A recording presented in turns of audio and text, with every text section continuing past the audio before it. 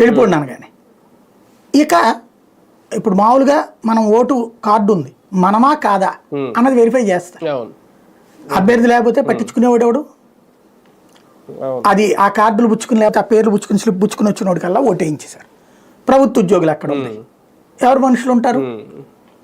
ఇప్పుడు అధికార పక్షం మాట కాదనే ధైర్యం ఉంటుంది ఎవరికన్నా? నడిచిపోయింది. ఇది అక్కడ సీరియస్గా అంటే అక్కడ ఉన్నటువంటి పోల్ మేనేజ్మెంట్ అంటారు. ఇదంతా కూడా పోల్ మేనేజ్మెంట్ పర్ఫెక్ట్గా చేసుకొచ్చింది తెలుగుదేశం. ఇది చేత కాదని తెలిసినే పారిపోయింది వైసీపీ, పారిపోయింది ఓ రకంగా వైసీపీ అంతే ఈ విషయంలో. ఎస్కేప్ అయిపోయింది.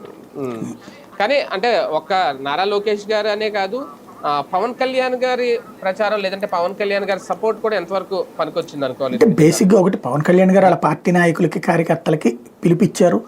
అట్లాగే నాదెళ్ల మనోహర్ని పంపించి వాళ్ళతో ఇంకోటి పార్లమెంట్ నియోజకవర్గ పరిధిలో ఇన్ఛార్జీలను వేశారు. వాళ్ళు సమన్వయం చేసుకున్నారు. జనసేన నేను ఇందాక చెప్పినట్టు ఆ జనసేనకు సంబంధించిన వాళ్ళ కుటుంబాలు వాళ్ళ ఓట్లు కూడా నమోదు చేయించడం, వాళ్ళతో మాట్లాడి చెప్పని వాళ్ళకి అప్పచెప్పారు జనసేన వాళ్ళకి.